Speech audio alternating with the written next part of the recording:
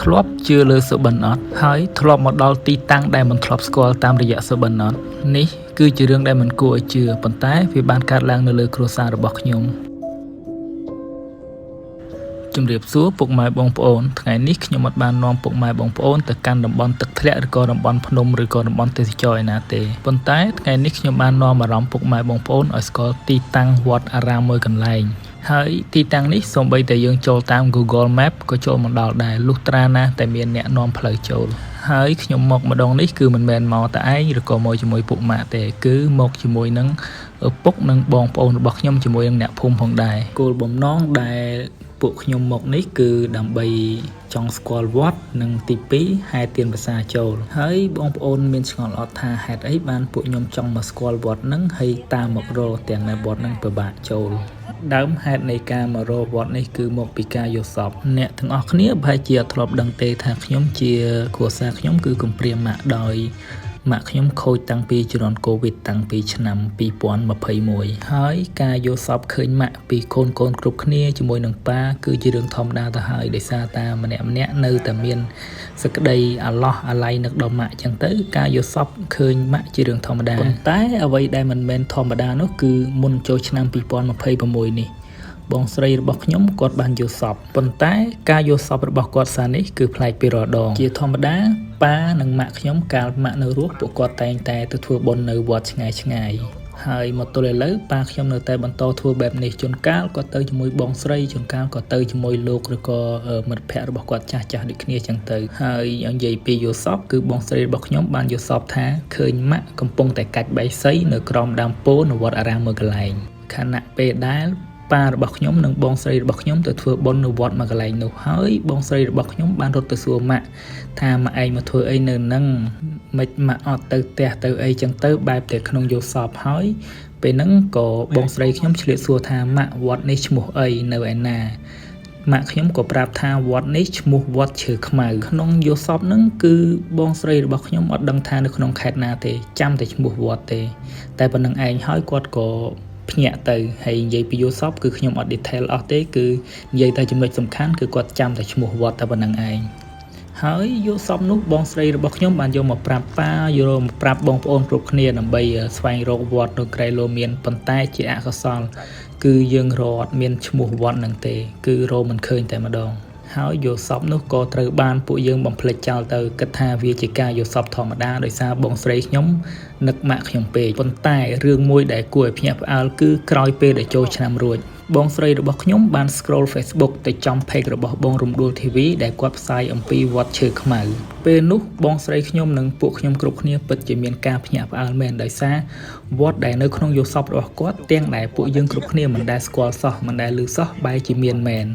ហើយអ្វីដែលសំខាន់គឺទីតាំងនិងទីកន្លែងដូចនៅក្នុងយល់សប្តិរបស់គាត់អញ្ចឹងពេលនោះបងស្រីរបស់ខ្ញុំបានយកលេខទូរស័ព្ទទំនាក់ទំនងនិងគណនី Facebook ពីខាងវត្តតាមរយៈ page របស់បងរំដួល TV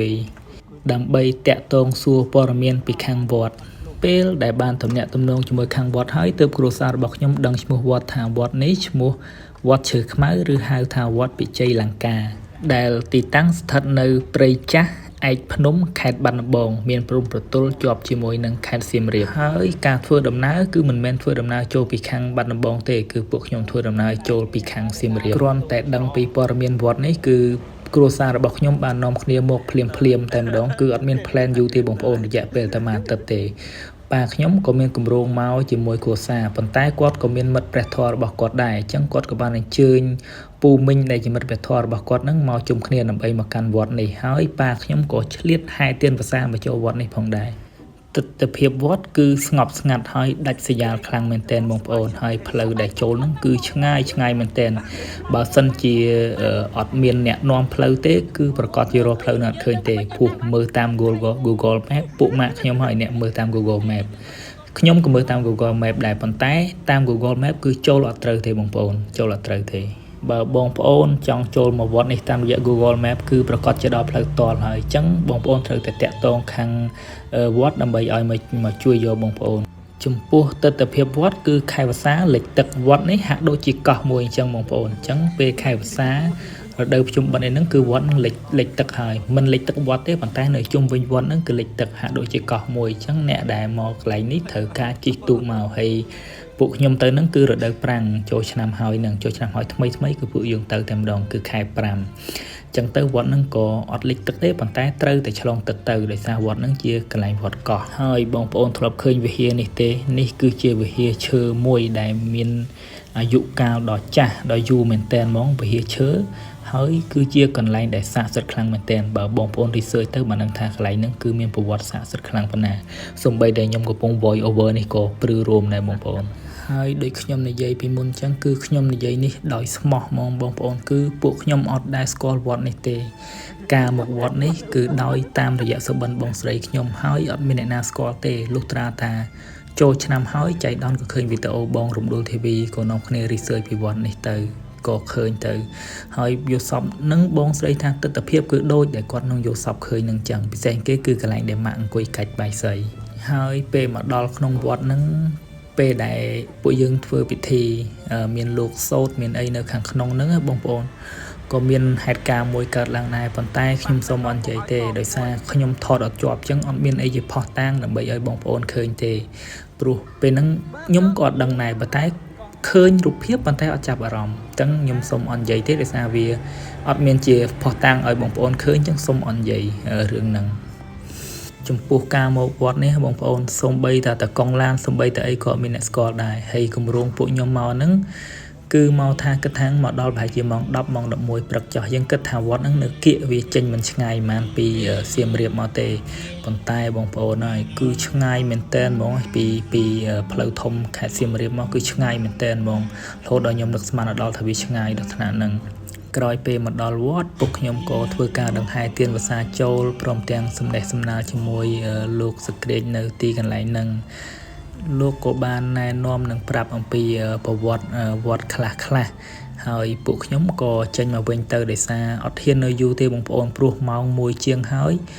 យាយតាចាស់ពួកគាត់អត់ទាន់បានបាយអីទេពួកខ្ញុំហ្នឹងក៏អត់ទាន់បានបាយដែរដោយសារពួកយើងរកវត្តអត់ឃើញអញ្ចឹងទៅរំរកវត្តជិះមកដល់វត្តហ្នឹងគឺម៉ោង1ជាងបងប្អូនអញ្ចឹងម្នាក់គឺហេវបាយខ្លាំងមែនតើហ្មងអញ្ចឹងគ្រាន់តែចាប់កម្មវិធីភ្លាមពួកខ្ញុំក៏នៅយូរទេព្រោះថាពួកខ្ញុំខ្លាចតែភ្លៀងខ្លាំងទៅគឺផ្លូវហ្នឹងភ្លៀងខ្លាំងគឺល្អិលពិបាកមកអញ្ចឹងទៅក៏ពួកខ្ញុំហ្នឹងក៏រៀបចំចេញមកភ្លាមក្រោយពីកម្មវិធីចប់ហើយអូនេះកន្លែងនេះបងប្អូនខ្ញុំនិយាយថាវត្តឈើខ្មៅមានអាយុកាល80ឆ្នាំអញ្ចឹងវត្តហ្នឹងគឺយូរខ្លាំងមែនតើហើយមិត្តភ័ក្ដិខ្ញុំម្នាក់ដែលនៅក្នុងវីដេអូហ្នឹងគាត់អ្នកនៅចិត្តនឹងផងក៏គាត់អាចដែលមកដែរសូម្បីតែផ្លូវគាត់អត់ស្គាល់ដែរគាត់មកមុនខ្ញុំគាត់មកចាំខ្ញុំហ្នឹងវែងផ្លូវទៀតទៅរំតាក់តងខ្ញុំបានគឺគាត់វែងផ្លូវឡើងពី3តង់អាណិតគ្នាណាស់ឡើងឡានចូលព្រៃផងអីផងដើម្បីមកស្កាត់រកគ្នាមកវត្តនឹងទាំងអស់គ្នាតែជាការជោគជ័យដែលគាត់បានមកជួបខ្ញុំហើយនៅក្នុងនោះអត់មានអ៊ីនធឺណិតបងប្អូនខ្ញុំជួបគាត់តើជួបនៅក្រៅនៅផ្លូវធំមកយើងណាត់គ្នាចូលមកក្នុងវត្តនឹងទាំងអស់គ្នាវិញអញ្ចឹងចប់កម្មវិធីនឹងហើយនេះក៏ពួកខ្ញុំចេញដំណើរមកវិញដែរអត់ហ៊ាននៅយូរបងប្អូនចេញដំណើរមកវិញដើម្បីចេញមករកកន្លែងអាចឲ្យចាស់គាត់ពិសាបាយបានបងប្អូនអញ្ចឹងយើងមកដល់គឺមានផ្ទះប្រជាពលរដ្ឋដែលគាត់ទុកចោលអញ្ចឹងណាព្រោះរដូវហ្នឹងរដូវប្រាំងអញ្ចឹងទៅវាអត់ទាន់លិចទឹកទេឃើញសសរខ្ពស់ហ្នឹងផ្ទះហ្នឹងគឺលិចទឹកអញ្ចឹងទៅយើងក៏នាំគ្នាមកជ្រកកន្លែងហ្នឹងដើម្បីហូបបាយមុននឹងយើងចេញដំណើរបន្តមកក្រុងសៀមរាបតើបងប្អូនយល់យ៉ាងណាដែរចំពោះសុបិនរបស់បងស្រីខ្ញុំនេះហើយតើបងប្អូនធ្លាប់ជួបរឿងបែបហ្នឹងអត់ចំពោះខ្ញុំពីមុនមិនមែនជាអ្នកជឿអីទេបងប្អូនតែវាកើតឡើងទៅលើផ្ទះខ្លួនឯងអញ្ចឹងគឺធ្វើឲ្យខ្ញុំជឿទៅលើរឿងហ្នឹងថាវានឹងអាចកើតឡើងមែនបងប្អូនមានមតិយ៉ាងណាអាច comment លើវីដេអូនេះបានហើយអរគុណបងប្អូនដែលបានមកមើលវីដេអូរបស់ខ្ញុំនេះសង្ឃឹមថាបងប្អូនចូលចិត្តនិងចែករំលែកពីបទពិសោធន៍របស់បងប្អូននៅក្នុងវីដេអូនេះកុំភ្លេចជួយ Subscribe Channel YouTube របស់ខ្ញុំផងបងប្អូនអរគុណបាយបាយ